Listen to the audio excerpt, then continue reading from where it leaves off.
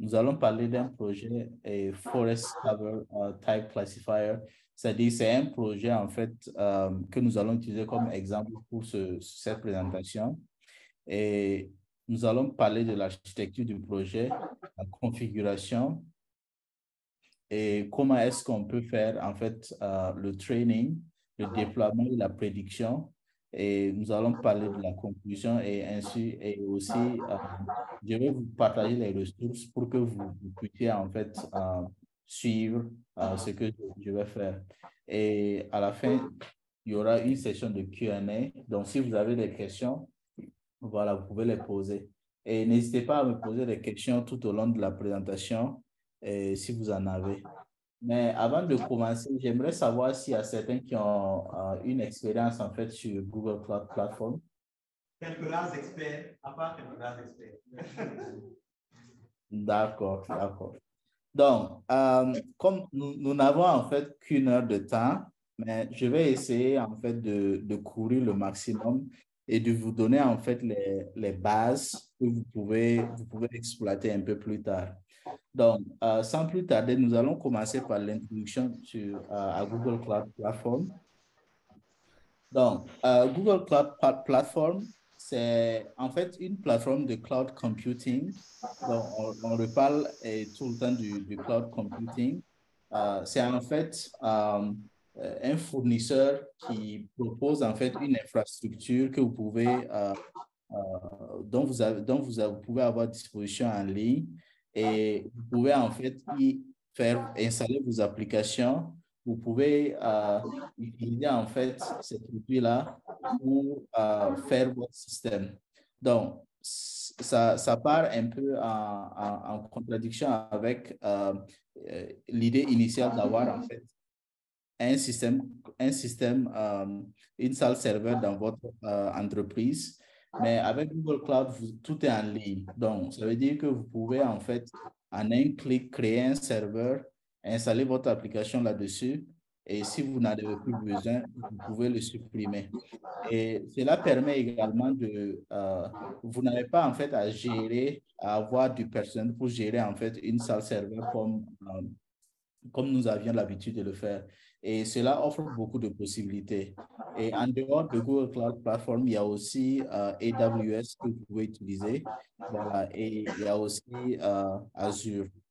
Et pour la formation d'aujourd'hui, nous allons nous focaliser sur GCP, dans Google Cloud Platform. Et s'il y a certains d'entre vous qui savent comment on utilise AWS, ce que je vais utiliser, en fait, vous pouvez le trouver sur AWS aussi. Et ça s'appelle SageMaker. Voilà. Donc, nous pouvons passer à la suite. Donc, sur Google Cloud Platform, il y a en fait un ensemble d'outils que vous pouvez utiliser pour faire de l'intelligence artificielle et du machine learning. Donc, il y a ce qu'on appelle les Machine Learning APIs.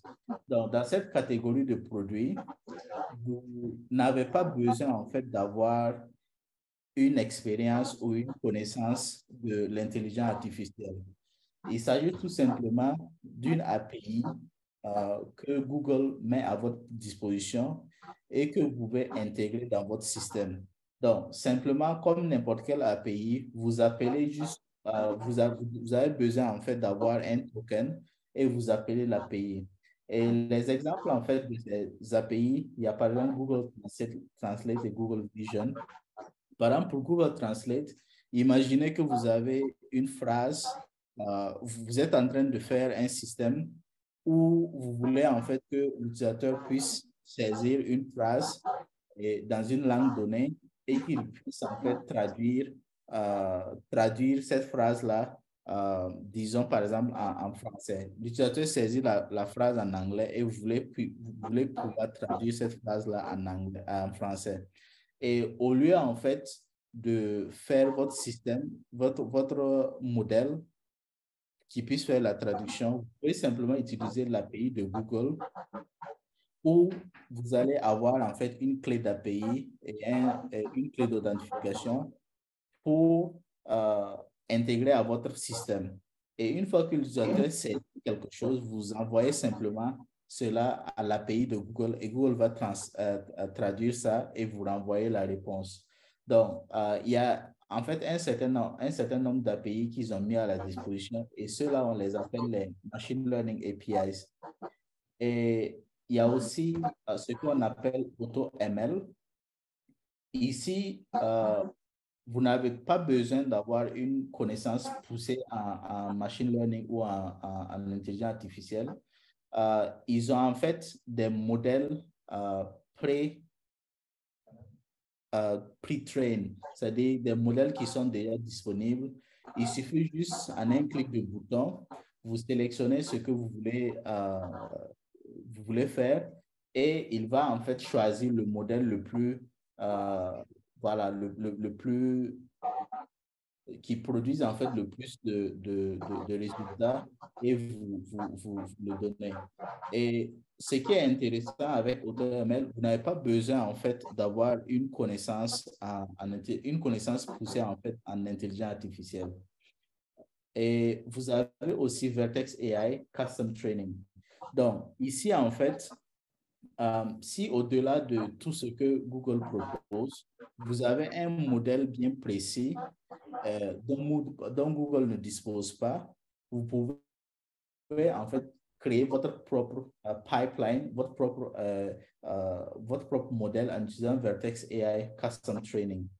Et au-delà de cela, ils ont aussi en fait une infrastructure pour l'intelligence artificielle. Et nous allons voir cela un peu plus tard dans cette présentation. Et donc, ça, c'est l'ensemble en fait des différents produits qui permettent de faire l'intelligence artificielle sur Google Cloud Platform.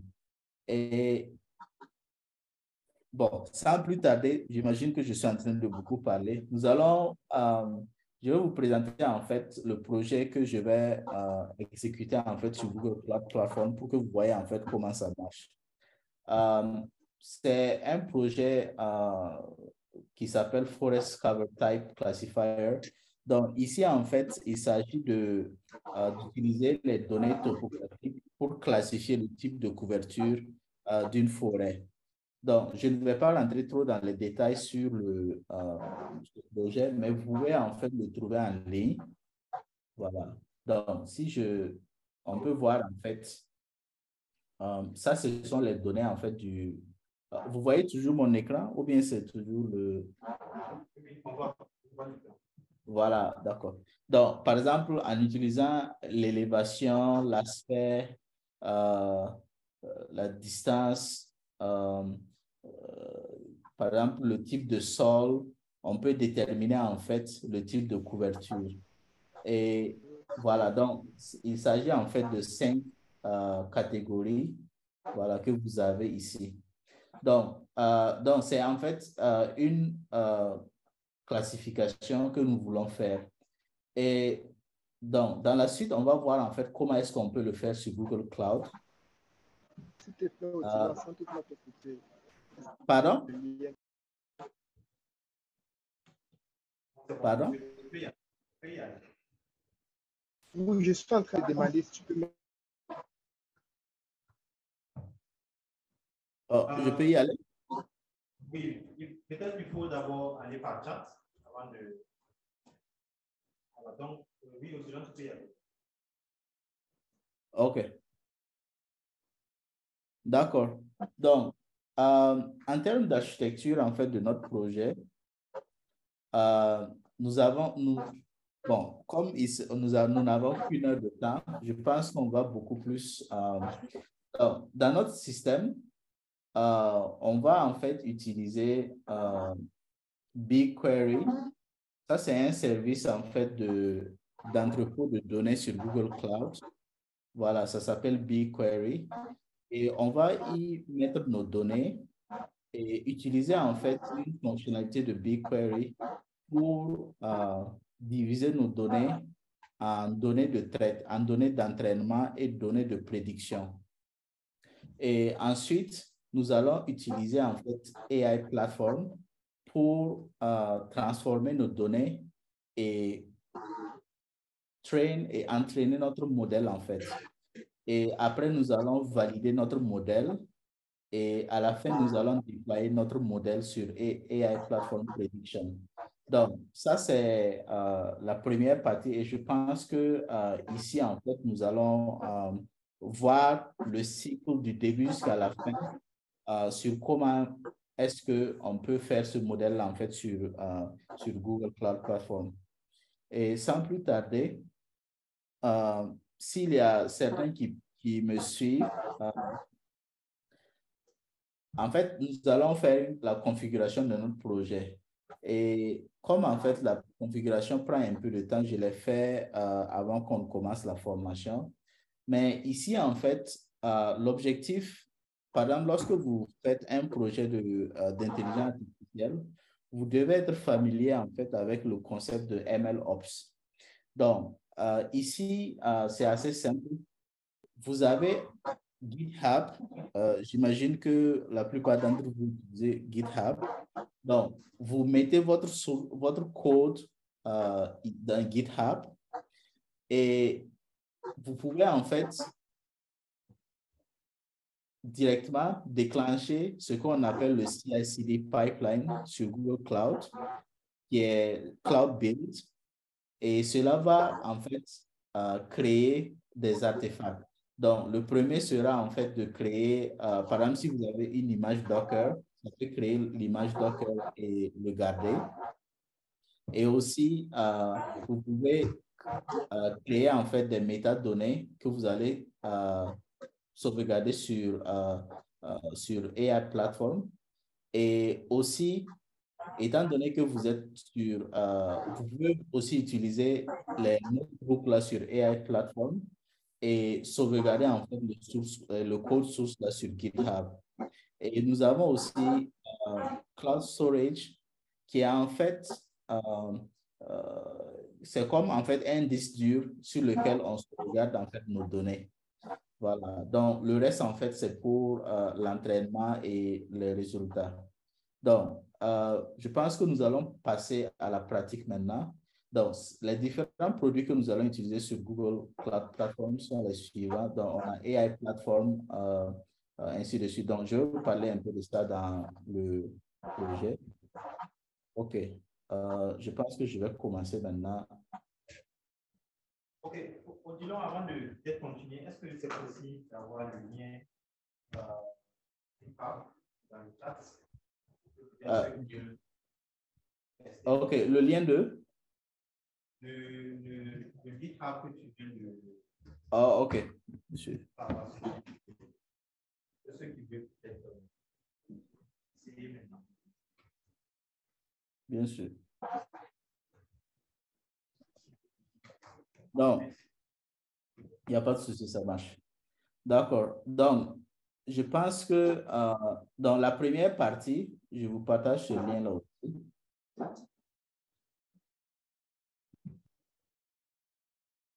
Voilà. Donc, nous allons faire en fait ce premier lab.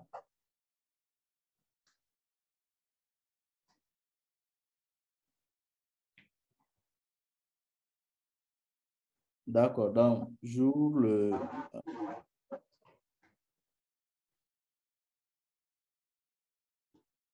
Donc, j'avais en fait déjà configuré le projet. Je vais le lancer en fait le lab ici. Voilà. Donc, si vous suivez en fait les différentes étapes, vous devez lancer Cloud Shell. Donc, dans un premier temps, il faut créer en fait un compte sur Google Cloud Platform. Et j'ai un tutoriel en fait qui explique étape par étape comment le faire. Et vous pouvez le voir dans les ressources. Voilà. Bon, c'est en anglais, mais bon, c'est assez explicite. Donc, moi, à mon niveau, j'ai déjà un projet que j'ai créé. Donc, c'est ce projet-là. CNR Cover Type au tuto. Donc, lorsque vous allez sur ce projet, voilà. Donc, vous devez lancer en fait Cloud Shell. Donc, Cloud Shell, c'est celui-là. Donc, vous lancez Cloud Shell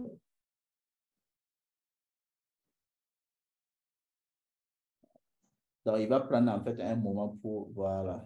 Donc, une fois que c'est lancé, en suivant le tutoriel,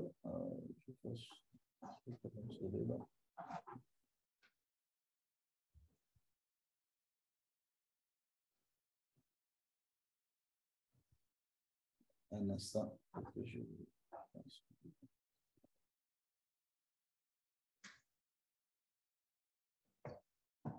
Voilà. Donc, en suivant le tutoriel, il va vous demander en fait de configurer en fait votre projet. Donc, ce que vous devez faire, vous devez en fait copier ça et copier l'identifiant de votre projet. Donc, tout simplement en cliquant sur ce bouton, vous pouvez copier l'identifiant du projet. Et maintenant, la suite,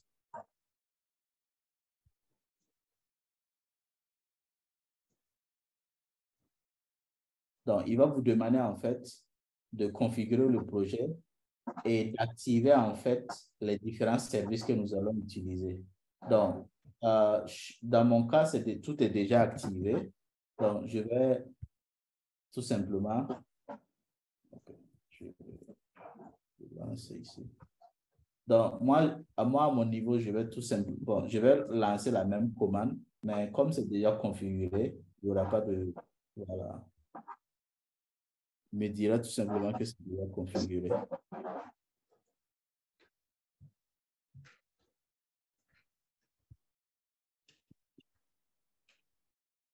Voilà. Donc, ça, en fait, ça va activer les différents services. Vous voyez que, voilà, ça a été rapide. Si dans votre cas, vous n'avez pas encore fait, ça va prendre un peu plus de temps.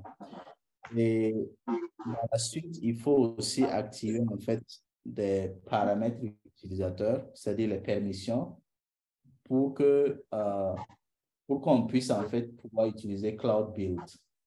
Donc, vous pouvez tout simplement copier ça et exécuter pour la configuration. Moi, à mon niveau, c'est déjà fait, donc je vais continuer en fait dans la prochaine étape. Ici, il y a le service qu'on appelle AI Platform Pipelines. Ici, en fait, on vous demande de configurer un cluster Kubernetes et sur le cluster, on va installer en fait Kubeflow. Donc, ce lien-là, vous pouvez tout simplement le suivre pour lancer. Voilà. Donc, vous pouvez tout simplement le suivre pour lancer. Moi, à mon niveau, c'est déjà configuré. Donc, je vais juste vous montrer en fait comment ça se présente. Donc, si je rentre dans AI Platform, vous allez voir en fait, voilà. Donc, moi, mon Kubeflow, ça s'appelle Seminar Kubeflow Pipelines. Et vous pouvez ouvrir le tableau de bord. Et ici, en fait, il faut dire que Kubeflow, c'est une plateforme qui permet d'exécuter les workflows de machine learning. Donc, si vous avez des tâches de machine learning, vous pouvez les exécuter sur ça. Et si, par exemple, j'avais exécuté, voilà, vous allez les voir ici. Mais il n'y a aucune exécution. Donc, je vais fermer cela et on va continuer sur la suite. Donc,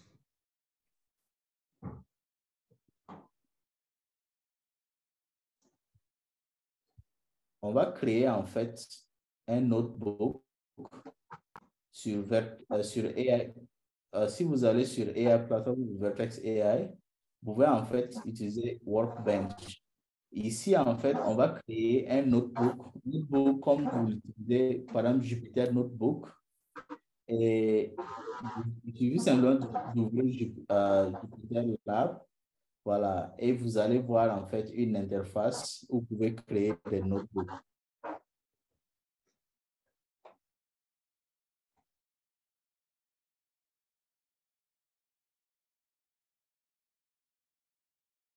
Donc, ça prend un peu de temps. Voilà. D'accord. Donc, il y a ce notebook-là que j'ai créé hier. Donc, ici, on va aller étape par étape pour lancer en fait le projet. Donc, Je partage en fait avec vous le lien du notebook.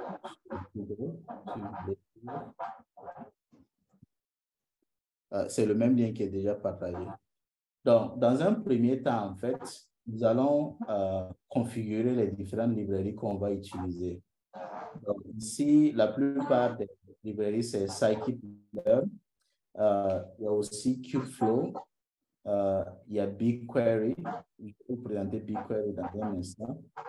Et GCFS, c'est pour en fait pouvoir communiquer avec le cloud storage, là où on stocke les fichiers.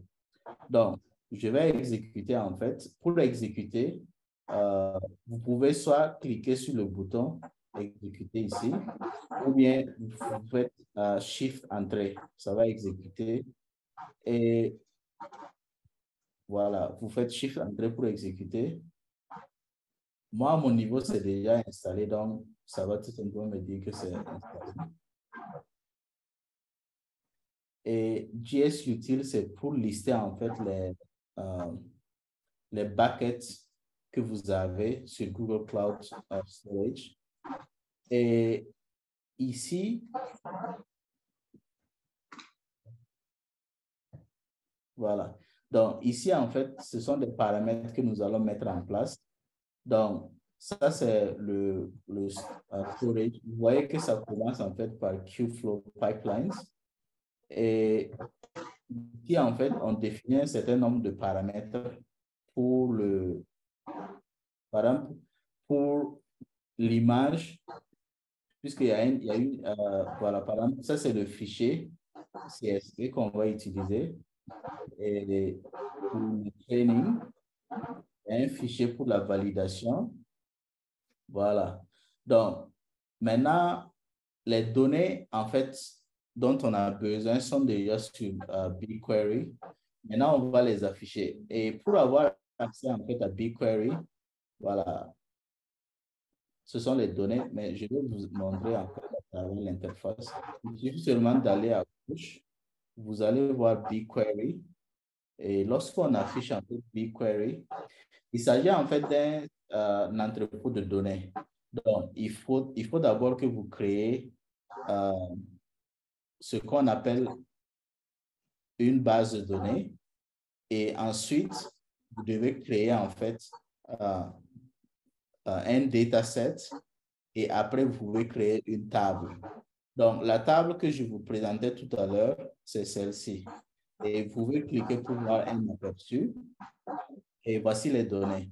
Donc, vous voyez qu'il y a, par exemple, les différentes features, les différents. Vous avez, par exemple, l'élévation, l'aspect. Vous avez aussi le type de sol, ainsi de suite. Et ici, c'est la valeur en fait, qu'on désire prédire. Voilà, c'est de 0 à 5. Et une fois que, voilà, ça c'est un aperçu en fait des données. Et nous allons utiliser en fait notre notebook pour diviser en fait les données en données de training et en données de validation. Donc, avant de faire cela, je vais tout simplement, vous voyez qu'il y a déjà ces tables-là, je vais tout simplement les supprimer. Donc, pour supprimer, il va vous demander en fait de saisir le mot supprimer. Voilà. Et vous pouvez cliquer pour supprimer. Donc, je supprime cela aussi. Voilà. Donc, vous voyez qu'il y a une seule table ici, présentement. Et lorsque je vais exécuter, en fait,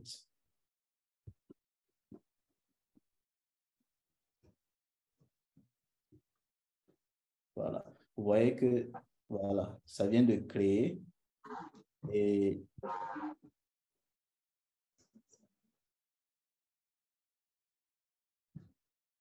ça va extraire en fait les données là et les sauvegarder sur un fichier CSV. Et donc, ce que je viens de créer, si je réfléchis en fait,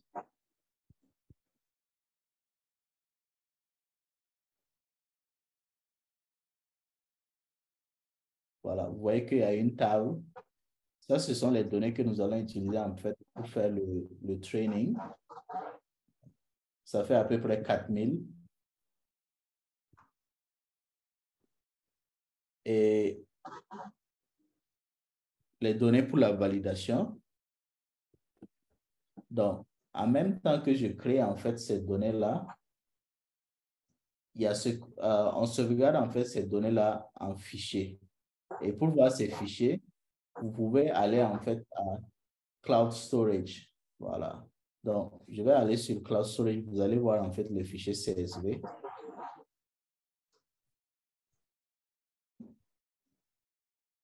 Voilà. Donc, vous avez training et validation. Et voici le fichier CSV. Voilà. Donc, on peut l'ouvrir. Et pour aller, voilà, pour la suite, nous allons continuer. Donc, vous voyez en fait, les données pour le training, c'est à peu près 40 000. Et pour la validation, c'est 9 000 et quelques. Et ici, en fait, nous allons créer notre pipeline pour faire le training. Et ici, vous allez voir en fait que, voilà. Donc, vous voyez en fait, l'accuracy, c'est à peu près 60%. Voilà, ce n'est pas fameux comme modèle, mais bon, on verra comment améliorer ça dans un instant. Donc, maintenant, ce modèle-là, nous l'avons exécuté en fait dans le notebook que vous voyez ici. Mais imaginez dans un système que vous avez, vous ne devez pas en fait exécuter le modèle-là dans un notebook. Il faut en fait que le système soit fait de façon automatique. Et pour faire cela, ce qu'on fait, on package en fait le code pour faire le training là dans une image Docker et on l'exécute en fait sur AI Platform. Et pour faire cela, donc je l'avais déjà fait hier, mais je vais supprimer en fait le dossier pour que vous voyez en fait comment ça se passe. Donc, on va créer en fait un dossier. Bon, ce n'est pas grave. Donc, on va créer en fait un dossier Training App. Et à l'intérieur, ce qu'on fait, c'est quoi? On a le code pour faire l'exécution. Et dans ce code-là, on doit passer en fait le dossier où se trouvent les fichiers. Et par exemple, pour ce modèle en question, il y a par exemple un paramètre qu'on appelle alpha et max iteration. Ça en fait, c'est pour améliorer le modèle. Et ces données-là que vous passez seront utilisées en fait pour faire le training ici. Vous voyez, ça, c'est le code pour faire le training. Et une fois que c'est fait, il y a ce paramètre qu'on appelle IPTune. Je vais en parler dans un instant. Et une fois que c'est fait, on sauvegarde le modèle dans un fichier Pickle sur Google Cloud Storage. Et donc, je vais lancer ça. Donc, le paramètre qu'on appelle HPTune, en fait, c'est un produit de Google Cloud qui utilise en fait pour vous aider à améliorer votre modèle. Et la façon dont ça se passe, c'est quoi? Vous avez en fait un certain nombre de paramètres lorsque vous créez un modèle. Par exemple, il y a alpha, il y a max iteration, mais vous ne connaissez pas les valeurs en fait pour ces paramètres-là. Pour ceux qui ont fait le deep learning, il y a par exemple le learning rate aussi qu'on veut déterminer.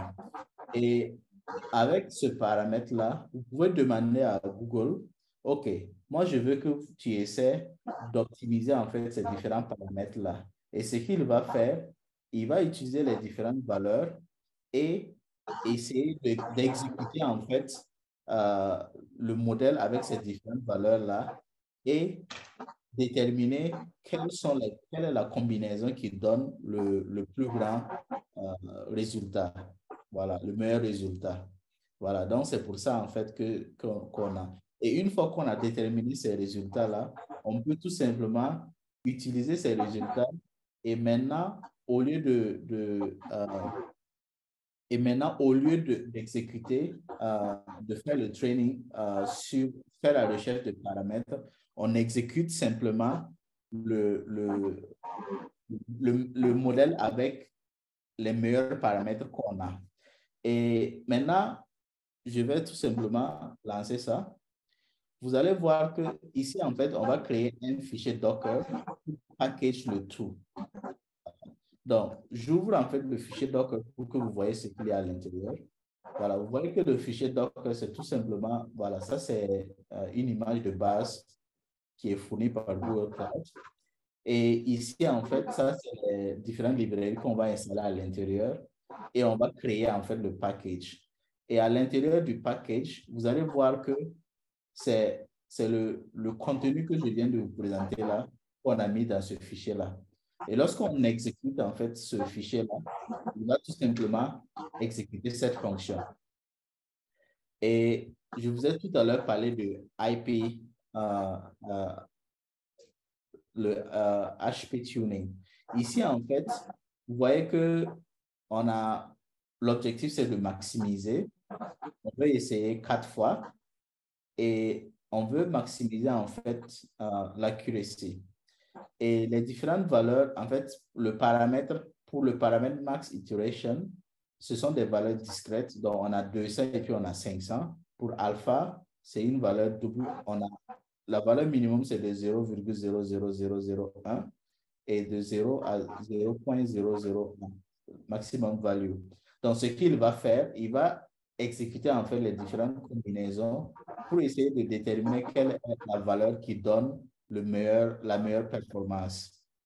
Et une fois que c'est fait, donc ce que nous allons faire ici, on va tout package en une image Docker. Et comme en fait ça prend un peu de temps, j'ai déjà l'image Docker, je vous tout simplement vous présenter l'image là. Donc, pour voir en fait l'image, il faut que vous alliez sur Artifact Registry. Donc, vous pouvez simplement chercher ici. C'est le gestionnaire d'images. Et dans Artifact Registry,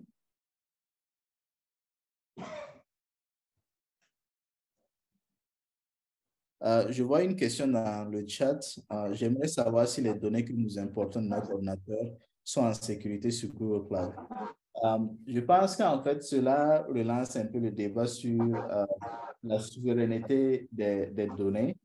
Et à mon humble avis, en fait, je pense que le fait même que Google Cloud Platform soit utilisé par beaucoup d'entreprises qui ont un certain nombre de règles strictes en termes de données, ces entreprises-là, par exemple, l'entreprise pour laquelle je travaille, c'est une entreprise qui évolue dans les semi-conducteurs et on utilise en fait Google Cloud pour notre système. Et si vous voyez à tel point, en fait, les données sont sécurisées dans cette entreprise, c'est que le fait même, je ne peux pas rentrer dans notre entreprise en ayant les caméras de mon téléphone. Je dois mettre en fait des stickers sur les caméras de mon téléphone. Savoir à quel point en fait l'entreprise prend au sérieux ces données. Et pour répondre maintenant à votre question, personnellement, je pense que à l'état actuel des choses, nous n'avons pas de système cloud assez fiable au Burkina Faso. Et même si en termes de sécurité, vous ne faites pas confiance en fait à Google Cloud, vous pouvez tout simplement encrypter vos données avant de les envoyer sur le cloud. Voilà. Et avec ces clés de sécurité-là, Google Cloud ne peut même pas avoir accès à vos données. Ou aussi, vous pouvez tout simplement utiliser en fait un système hybride où vous avez en fait votre data center et vous répliquez en fait certaines données sur Google Cloud. Cela aussi est possible. Donc, en termes de sécurité, je pense que les systèmes cloud offrent en fait des solutions pour vous certifier en fait la sécurité de vos données sur leur plateforme.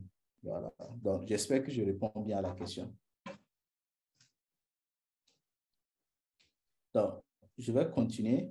Donc, lorsque vous allez en fait ici, vous allez voir que l'image que j'ai envoyée, c'est une image que j'ai envoyée. Donc, c'est celui-là. C'est une image Docker. Et maintenant, une fois que nous avons l'image,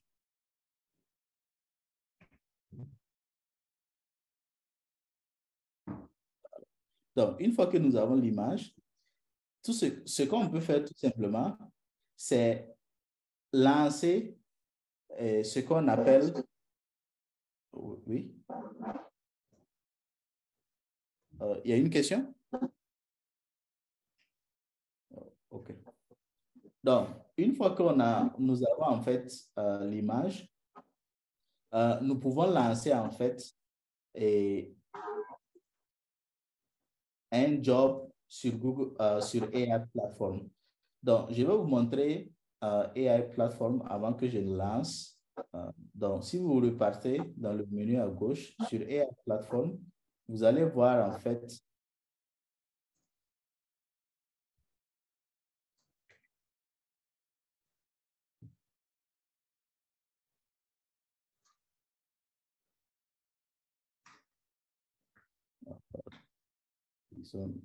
ils sont en train de... Voilà. Je pense que ça doit s'afficher ici.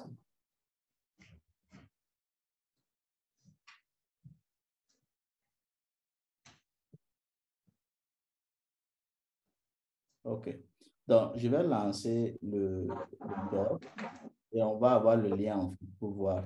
Donc, une fois que je lance le job, voilà. Donc, vous voyez, j'ai lancé ça et on peut en fait voir les détails. Voilà. Et si on veut voir, il suffit simplement de cliquer sur ce lien. En fait, ça se trouve dans AI Platform et puis Jobs. Donc, il y a le job donc, ce que je viens de lancer, c'est celui-là. J'ai lancé ça en fait hier. Par exemple, vous pouvez voir ici que nous avons utilisé un certain nombre de paramètres pour optimiser. Et vous voyez par exemple qu'ici, nous avons les différents essais que nous avons effectués. Celui qui a donné le plus, le meilleur résultat, c'est celui-là. Donc, c'est 500, max iteration 500, et puis alpha, là, c'est ce paramètre-là. Et après avoir fait ça, ce qu'on fait, c'est qu'on utilise en fait ces paramètres-là pour maintenant lancer le training en question. Et en lançant ce training-là, on va sauvegarder en fait les données, le modèle sur Google Cloud Storage. Donc, cette tâche-là va prendre un peu de temps avant de finir. Donc, mais je vais vous présenter en fait ce qui a été fait hier. Donc, vous voyez, après avoir fini, nous avons pris le meilleur score, c'est celui-là, voici le score ici, et les différents paramètres, c'est ceux-là. Et après avoir fait cela, on lance en fait le training là avec ces différents paramètres là ici. Et dans ce cas, on ne fait plus d'optimisation puisqu'on connaît déjà les différents paramètres. Et vous allez voir ici que à la fin, voici le modèle que nous avons sauvegardé. Si je peux aller sur GCS pour vous montrer cela.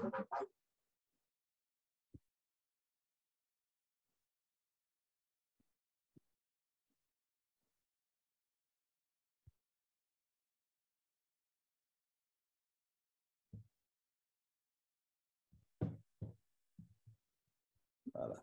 Donc, voici ce que j'ai fait hier. Voici le modèle en question. Et une fois que vous avez ce modèle-là, vous pouvez tout simplement créer ce qu'on appelle un endpoint. Donc, lorsque vous avez un modèle, il se peut en fait que vous vouliez en fait pouvoir servir ce modèle-là à des utilisateurs. Et pour ce faire, sur Google Cloud Platform, nous avons ce qu'on appelle les endpoints. Et lorsque je pars en fait sur ici,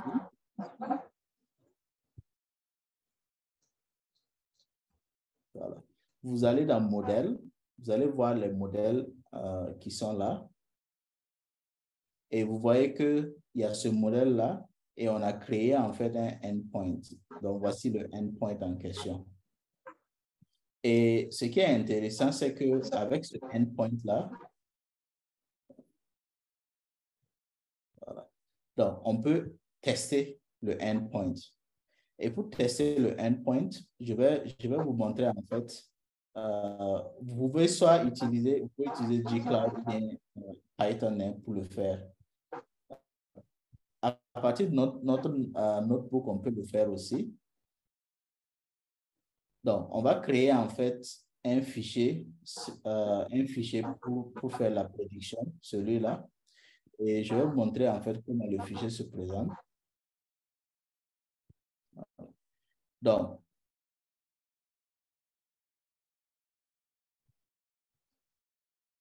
le serveur est un peu en train de... OK. On peut voir le contenu du fichier ici. Donc, le fichier, en fait, c'est un ensemble de,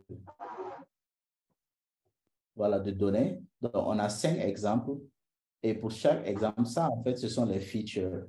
C'est ce qu'on veut comme en entrée, ce qu'on fournit comme en entrée. Voilà. Et en sortie, on va envoyer ce fichier-là à notre modèle. Et en sortie, ce qu'il va prédire. C'est le résultat que vous allez voir. Donc, ça va prendre un peu de temps.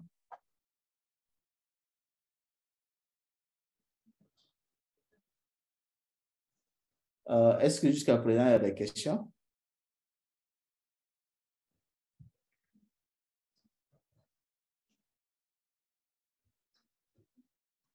J'espère que vous m'entendez toujours. Hein? On vous entend, il n'y a pas de questions pour l'instant. D'accord, OK. Donc, voici les... Voilà. Donc, ça veut dire que pour celui-là, il a prédit 1. Pour le deuxième, il a prédit 1. Pour le troisième, 0, 1, 1. Donc, c'est un peu... Voilà, c'est un peu en fait le... voilà. Pour ce lab-là, voilà, vous voyez que ce que nous avons fait, c'est quoi? Nous avons mis nos données sur Google Cloud Platform, sur BigQuery, qui est un entrepôt de données, voilà, où vous pouvez aussi voir en fait vos données. Et une fois que les données en fait sont sur BigQuery, vous pouvez tout simplement utiliser ces données pour faire le training de votre modèle. Donc, c'est ce que nous avons fait en fait.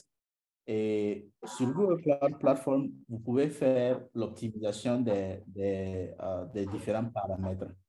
Et c'est ce que nous avons fait également.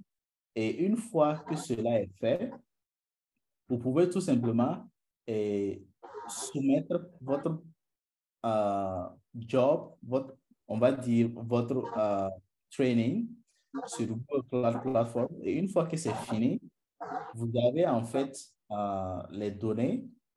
Et sur ces données-là, vous pouvez, en même temps, cela va créer, si c'est un modèle de training, ça va créer en fait un fichier le fichier modèle que vous allez sauvegarder sur GCS. Par exemple, avec ce fichier modèle, vous pouvez tout simplement, même si vous ne voulez pas utiliser sur Google Cloud Platform, vous pouvez copier ce modèle-là, le partager avec quelqu'un. Voilà. Et la personne, il suffit seulement que la personne utilise scikit-learn. La personne peut importer ce modèle-là et puis servir ce modèle-là. Mais nous, à notre niveau, nous avons utilisé en fait ce modèle-là pour créer ce qu'on appelle un endpoint sur Google Platform. Et ce endpoint-là vous permet en fait de fournir votre modèle-là en ligne. Donc, ce endpoint, c'est comme une API que vous pouvez appeler en fournissant en fait les données en entrée que vous avez. Voilà, donc ça, ce sont les données en entrée que nous avons vues tout à l'heure. Et avec ces données-là, voilà, lorsque vous faites appel à l'endpoint, il va vous fournir en fait les résultats.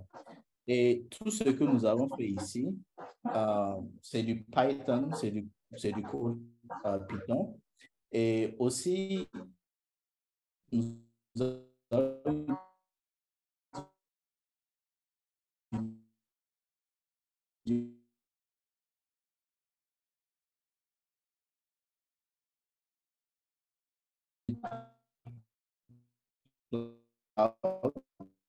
beaucoup.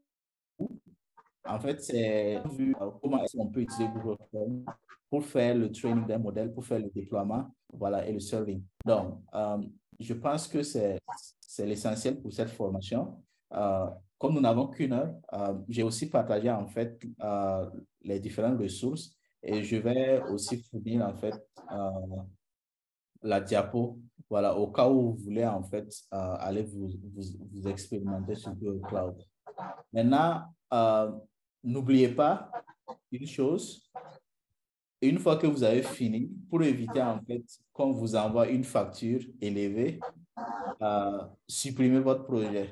Voilà, supprimez votre projet, sinon vous allez recevoir une facture élevée, vous ne saurez pas voilà, d'où elle vient. Donc, c'est tout pour la formation d'aujourd'hui. Je ne sais pas si vous avez des questions.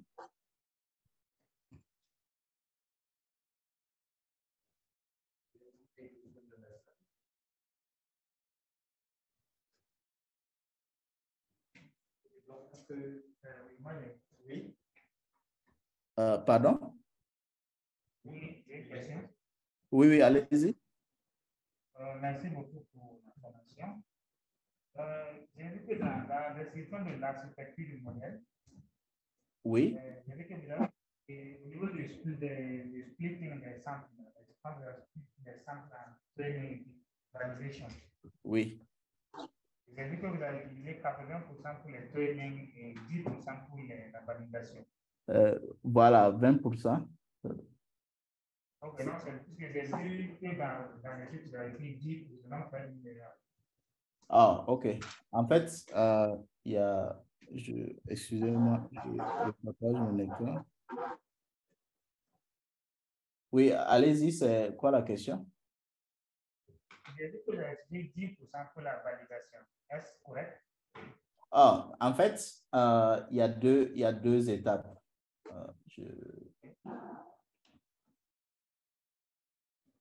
Je repars sur le même.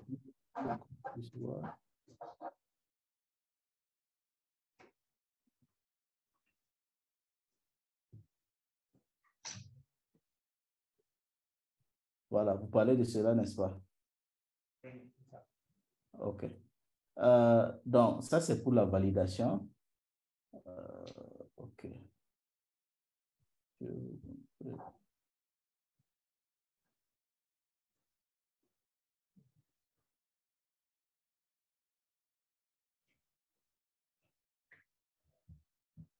Je pense qu'il y avait 10 000 et on a utilisé en fait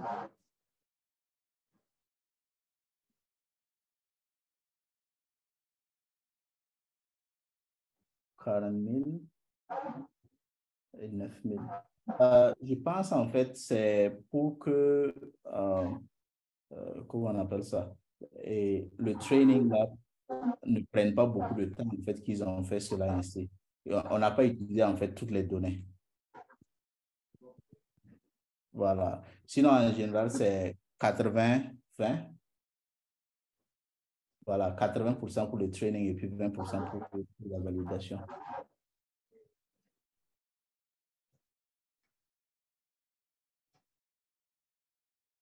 Ok, c'est bon. Maintenant, je voudrais savoir par rapport à ici du modèle à la fin. Est-ce que le nombre de training centres va se impacter? Pardon, vous pouvez parler plus fort?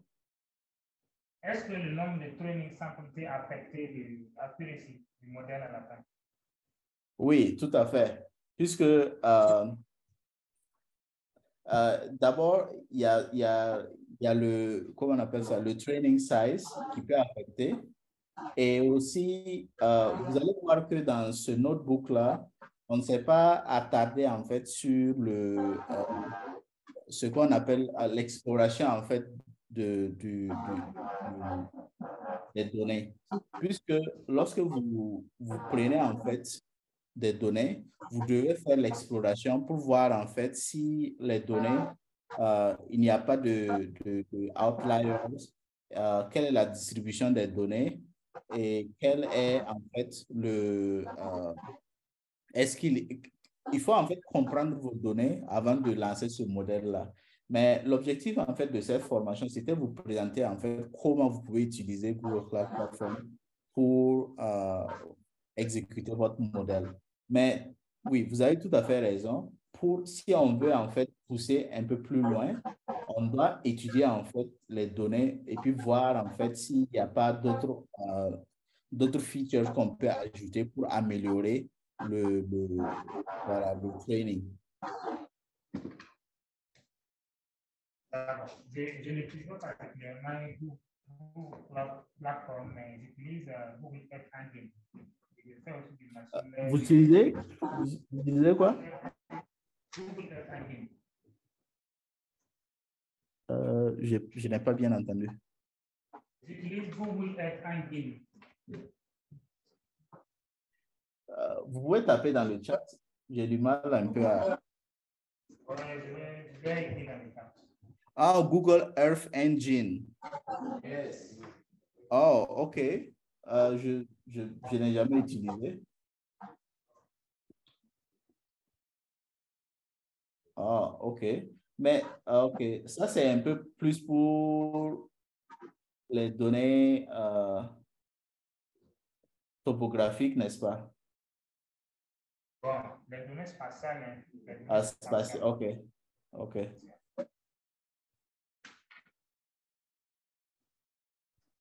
OK, merci. D'accord.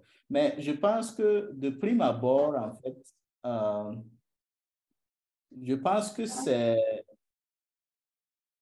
Voilà, donc vous avez les imageries satellitaires, mais je me dis que derrière, en fait, vous devez utiliser Google Cloud pour faire vos travaux. Ou bien, comment vous le faites? Ça aussi, ça a des API. Ça a un API avec JavaScript. OK. C'est avec Google Colab. OK. Ah, d'accord. OK. D'accord, merci. D'autres questions, d'autres commentaires? Oui, allez-y. Je ne suis pas connecté. Oui. Je ne suis pas connecté. Donc, je vous remercie pour cette démonstration pratique. Ma question est de savoir pourquoi avoir jugé judicieux d'utiliser Google Cloud pour faire du machine learning au lieu d'utiliser aussi Microsoft Azure qui propose aussi la même chose. OK. Je pense que dans ce cas, en fait, c'est le choix, en fait, de quel système cloud que vous voulez utiliser. Comme vous le dites, il y a Microsoft Azure, il y a aussi AWS, où vous pouvez utiliser SageMaker. Je pense que je n'ai pas encore utilisé Microsoft Azure et j'ai utilisé AWS et puis GCP. Mais à mon humble avis, en fait, tout dépend d'un certain nombre de paramètres. Dans un premier temps, lorsque vous êtes en fait dans le contexte d'une entreprise, c'est de savoir en fait quelle est la plateforme en fait sur laquelle les employés sont le plus familiers. Voilà. Moi, personnellement, à mon avis, je préfère AWS, je n'aime pas Google Cloud Platform, pour être honnête, parce que je trouve en fait que l'interface est plus facile à utiliser sur AWS. Et il y a aussi en fait une question de coût. Parce qu'au départ, en fait, AWS a pris le marché et Google Cloud Platform est venu après et ils offrent en fait un certain nombre d'avantages. Par exemple, vous avez un crédit de $300 qu'ils offrent lorsque vous créez un nouveau compte sur Google. Et aussi pour les startups, souvent ils ont des avantages en fait ils vous donnent des crédits en fait pour vous aider à commencer.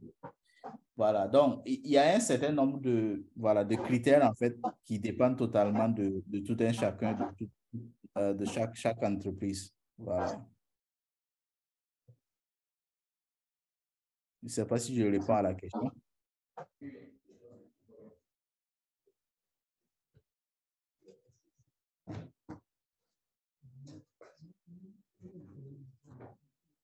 Y a-t-il d'autres questions? Moi, j'avais une question. Oui, allez-y. Je me présente, c'est Badolo Geoffroy. Enchanté. Ma question, c'était concernant le choix du splitting. Par exemple, considérons qu'on a 1000 échantillons dans notre assemblée et on décide, par exemple, de prendre 800 pour la phase d'entraînement et 200 pour la phase de test. Oui. Et supposons qu'on n'a aucune source encore pour avoir ce genre de données pour, au cas où si, par exemple, il y a un surentraînement ou bien quelque chose de ce genre. Je ne sais pas si c'est à cause de mon ignorance sur le concept. C'est une question aussi. Donc, je n'ai pas bien saisi la question. C'est vous dire. Oui. Par exemple, si on a 1000 échantillons. Oui, oui. Maintenant, il n'y a plus de source encore. Oui, oui. Pour avoir peut-être 500 de plus. Oui, oui. Et on entraîne avec 800, on teste avec 200. Oui, oui. Et par malheur, bon, je ne sais pas si c'est un peu ignorance concernant l'IA. Et par malchance, il y a un surentraînement. Oui, oui. Comment on peut gérer ce genre de cas? Ah, vous parlez du overfitting. Oui, oui. Ah, OK, OK.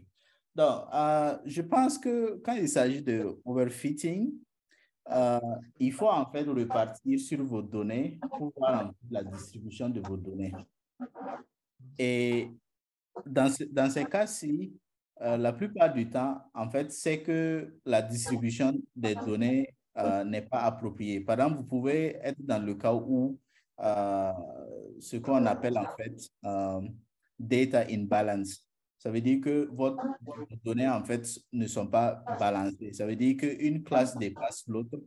Donc, imaginez par exemple que vous avez 1000 échantillons et que vous voulez faire en fait une classification binaire de 2 classes. Donc, ça veut dire que si par exemple l'un des échantillons a 800 ou 900 échantillons, c'est-à-dire l'une des classes a 800 ou 900 échantillons, ça veut dire que même si vous ne faites pas de prédiction, vous faites en random, c'est-à-dire vous faites au hasard, un tirage au hasard, vous dites tout le temps que c'est par exemple la première classe, ça veut dire que vous avez 90% de chances de tomber sur cette classe-là. Et dans ces cas-là, vous devez en fait diminuer le nombre d'échantillons de la première classe pour qu'elle soit au même niveau que le nombre d'échantillons de la deuxième classe. Et par exemple, on peut faire du undersampling, c'est-à-dire vous diminuez ou du oversampling. Voilà, donc je pense que lorsque vous êtes face en fait à un problème de overfitting, vous devez en fait repartir voir en fait la distribution de vos données. Et pour ajouter un autre commentaire, quoi qu'on dise, lorsqu'on parle d'intelligence artificielle, beaucoup ont tendance à voir en fait la partie où on traîne le modèle, on met en place le modèle, ainsi de suite. Mais la première partie, en fait, où on fait l'analyse de données, où on essaie, en fait, de comprendre les données, je pense que cette partie-là est l'une des parties les plus importantes, en fait, lorsqu'il s'agit d'intelligence artificielle. Donc, voilà. Donc, pour répondre à la question de façon basique, il faut repartir, en fait, voir vos données, la distribution. Une question par rapport à l'entraînement du text to pitch et du pitch to text avec Google Platform.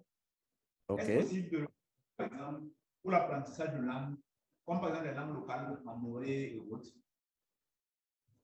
Oui. Allez-y. Vous demandez si c'est possible de le faire? Oui, si c'est possible, c'est quelle approche on doit utiliser en fait? Je pense que, voilà, sur Google Cloud Platform, il y a un ensemble de voilà, je voyais par exemple, il y a la voix. speech to text et text to speech. Donc, en fait, Google Cloud Platform donne en fait la plateforme pour pouvoir faire tout ce que vous avez en termes de machine, voilà, en termes de machine learning, en termes d'intelligence artificielle. Donc, si vous voulez faire en fait text to speech, speech to text, vous devez en fait avoir les données. Voilà, dans un premier temps, vous devez collecter vos données. Voilà, et ça dépend aussi de dans quel cadre en fait vous voulez le faire. Donc, une fois que vous collectez vos données, vous pouvez en fait utiliser Google Cloud pour faire l'entraînement, puisque j'imagine que lorsqu'on parle de données audio ou de données textuelles, ça sera en fait un très gros volume. Donc, vous pouvez en fait utiliser Google Cloud Platform pour ingester en fait ces données-là. Et je pense que text-to-speech ici, en fait, c'est tout simplement l'API pour l'utiliser. Donc, dans votre cas précis, vous devez faire ce qu'on appelle un custom model. C'est-à-dire, vous devez en fait lire comment, pour faire le text-to-speech ou le speech-to-text, vous devez voir en fait comment est-ce qu'on fait le pré-traitement, c'est-à-dire pre-processing, faire le pre-processing des données, et convertir ça à un format et faire le training que vous allez sauvegarder aussi sur chose. Donc, c'est un peu en fait le même flow que nous avons suivi ici, mais beaucoup plus pour les données audio et textuelles. Donc, sur Google Cloud Platform, vous pouvez tout faire en fait. Voilà. Et par exemple, lorsque vous parlez pour le Moré, bon, je pense qu'il y a un certain nombre de... je ne sais pas s'il y a la possibilité en fait d'avoir des API pour mettre le texte Moré en chose, en données textuelles, c'est-à-dire vous parlez en Moré et puis on convertit en données textuelles. Bon, pour le moment, je n'ai pas encore entendu parler de ça, mais j'imagine que c'est une bonne idée. Vous pouvez explorer. Merci beaucoup. Non, je vous en prie. Oui, allez-y. Pre-processing des données. Comme Oui. en tant que, je dirais pas, bon, en tant qu'une personne qui a une expertise de plus que lui, quels sont les conseils techniques, voire de la vie que vous pouvez nous conseiller à tenir compte quand on veut prétester nos données avant d'apprendre, de passer à la phase d'apprentissage?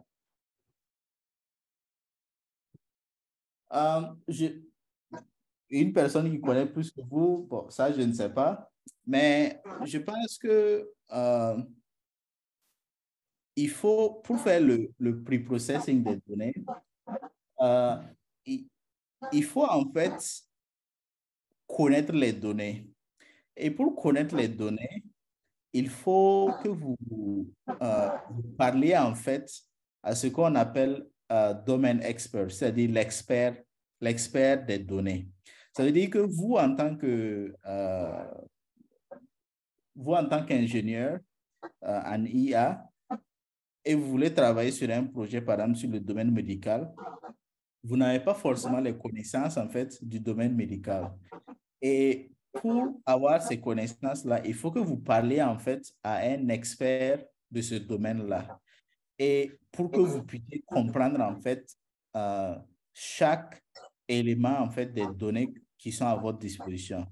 Et à partir de là, il y a un certain nombre de techniques lorsque vous tombez, en fait, sur, par exemple, les données catégorielles, les données numériques, ainsi de suite. Il faut, en fait, faire l'exploration des données d'abord pour les comprendre et au besoin, en fait, vous référez à l'expert, voilà, pour qu'il vous explique en fait, ce que vous comprenez, est-ce que c'est vraiment cela ou bien est-ce que c'est dû à autre chose. Et une fois que cette phase-là, en fait, est passée, voilà, les différentes techniques, vous devez, par exemple, convertir les données catégorielles, voilà, en utilisant, par exemple, vous utilisez, si vous utilisez TensorFlow, ils ont des librairies pour cela. Ou bien, par exemple, si les données sont numériques, il faut que vous ramenez les données, en fait, à un certain, entre 0 et 1. voilà, pour que le modèle, en fait, puisse apprendre plus facilement. Et aussi, par exemple, lorsqu'il s'agit de, une fois que vous avez fait ce pré-traitement-là, vous utilisez vos données, et si l'accuracy, si la performance du modèle n'est toujours pas satisfaisante, vous devez en fait repartir voir l'expert du domaine pour trouver en fait d'autres features, d'autres données qui vont vous permettre d'améliorer la performance de votre modèle. Donc, en somme, je pense que le plus important, c'est de pouvoir discuter en fait avec l'expert du domaine pour comprendre les données. Et une fois que c'est fait, les différentes techniques voilà, de pré-traitement des données, voilà, je pense qu'il y a une batterie de techniques que vous pouvez utiliser en fait.